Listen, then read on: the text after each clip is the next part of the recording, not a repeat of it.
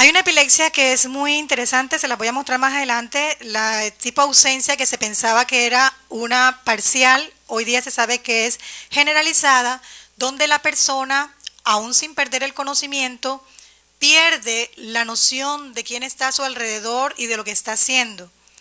¿Podemos imaginar cuántas personas cruzando una calle que tienen este tipo de epilepsia han fallecido? Epilepsia rolándica, la esclerosis temporal hipocampal, esta es muy típica y es la que se presenta con un aura. Esta es la que el paciente te dice a ti, yo estoy sintiendo que el estómago se me está yendo como hacia la garganta, estoy sintiendo un olor característico, voy a tener una crisis. Ellos te avisan. Esa es la esclerosis temporal. El síndrome de Rasmussen, que es bastante extraño, sin embargo, hemos tenido la oportunidad de tener pacientes de este tipo, es un tipo de epilepsia catastrófica. Cuando hablamos de catastrófica, es que la cantidad de crisis que está presentando el paciente lo van a poder llevar a la muerte. Bien. Vamos a detenernos un momentito.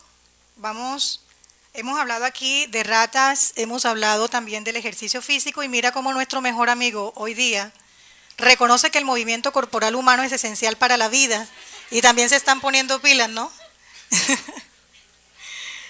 Pausas activas, ejercicio diario y con todo aquello que nos hablaron de los beneficios, ya este también empezó a hacerlos. Bien. Hablamos de un estatus epiléptico cuando hay una crisis que persiste 20 a 30 minutos o más. Esas son crisis repetidas y pueden causar un daño neuronal. Vamos a ver el manejo de un estatus epiléptico.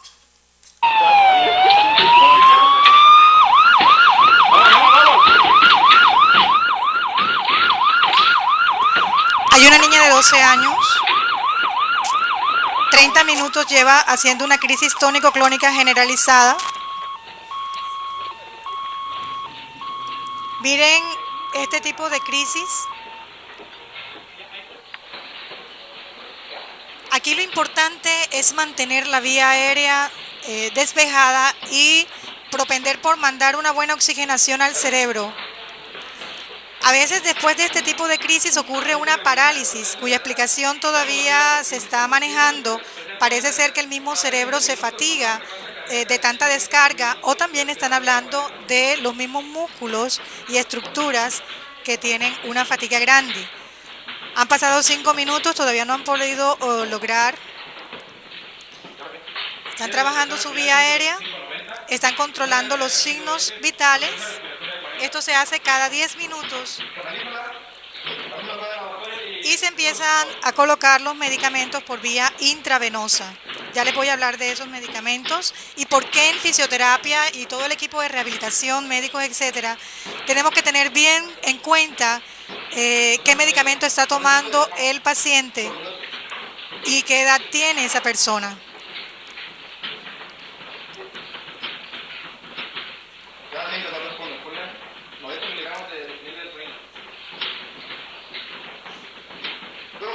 Recuerden que mientras más tiempo pasa, daño neuronal.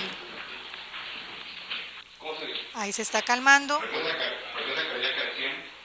Esto ocurrió porque se le cambió la droga. A veces sucede. A veces sucede, el cambio de medicamento tiene que ser con un previo estudio de las funciones hepáticas y de la concentración de la droga en sangre. Igualmente no se puede hacer de manera abrupta, sino ir eliminando poco a poco el anterior e ir introduciendo el medicamento nuevo.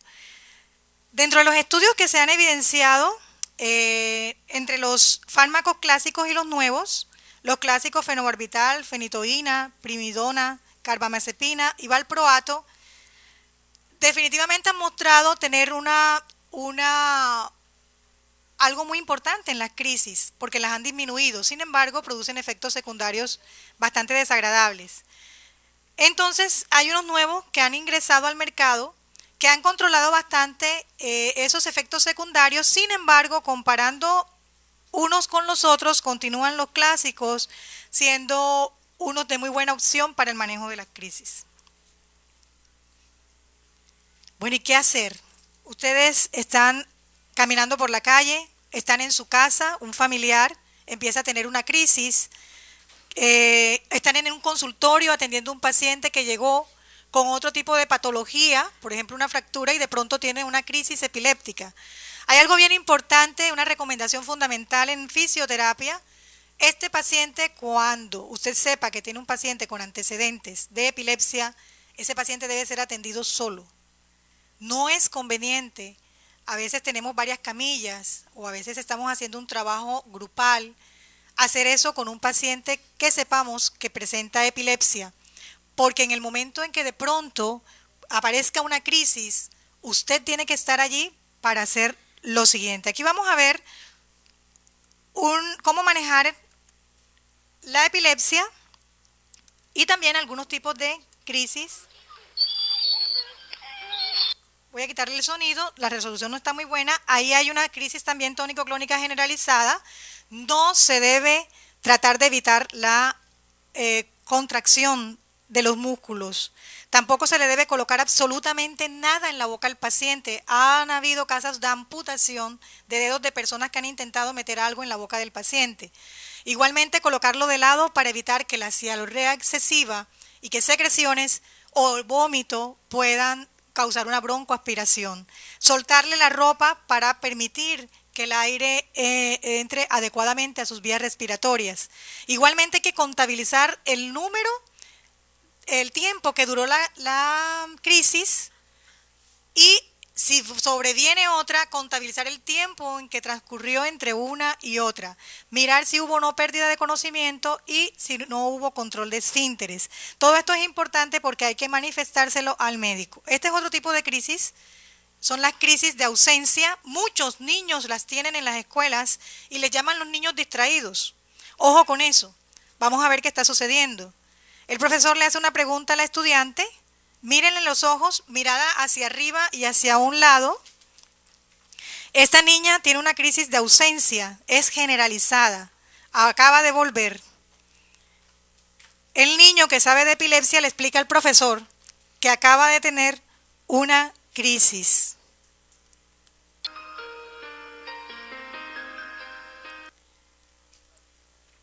No todas las epilepsias son iguales. Ya el tema de convulsión casi no lo manejamos. Y tampoco hablamos del epiléptico, es la persona con epilepsia. Mira este, tremendo bollo, divino. Entra a un sitio, la luz por favor. Y resulta que está viendo rayos de luz, a veces ven una bola de candela que viene hacia ellos, obviamente se asustan y piensan que está drogado. Él dice, yo no estoy drogado, yo soy una persona con epilepsia. Recuerden, para que no se nos olvide, 1 de cada 100 personas en el mundo ha sufrido o sufrirá epilepsia en cualquier momento de su vida.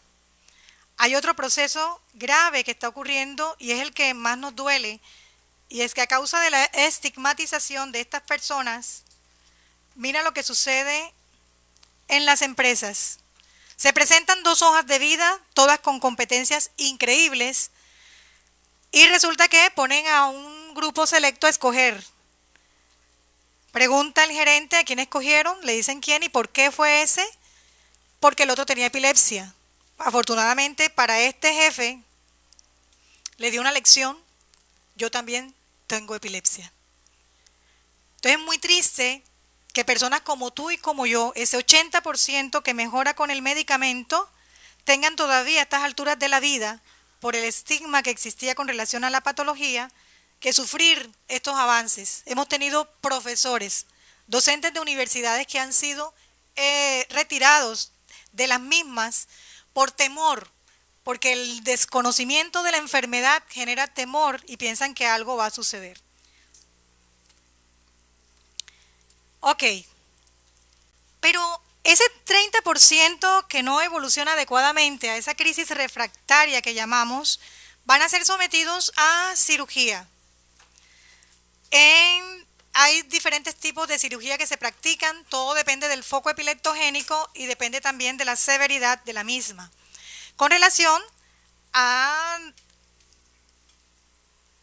a la cirugía se requieren tres aspectos fundamentales para poder ser candidato para ella. Uno, crisis no tratada médicamente, o sea, los fármacos no son útiles. Y además de eso, una hemiparesia y una hemiatrofia. No lo decide el neurólogo, eso lo decide ser un grupo interdisciplinario para poder determinar si esta persona es candidata o no. Aquí hay una ruta crítica para el estudio de la decisión de pacientes. Voy a basar someramente por ella. Aquí este corte muestra una lobectomía temporal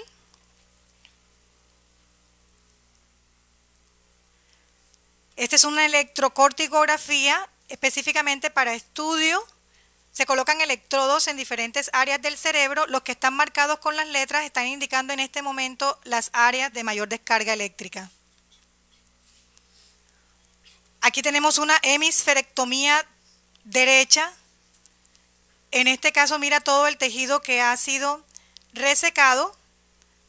En la enfermedad que les hablé, la que les mencioné de Rasmussen, encefalitis de Rasmussen, generalmente se aplica esto. Hoy se está trabajando una hemisferectomía de tipo funcional, donde lo que se limitan son las vías de comunicación a nivel central, se deja el tejido, se deja la circulación.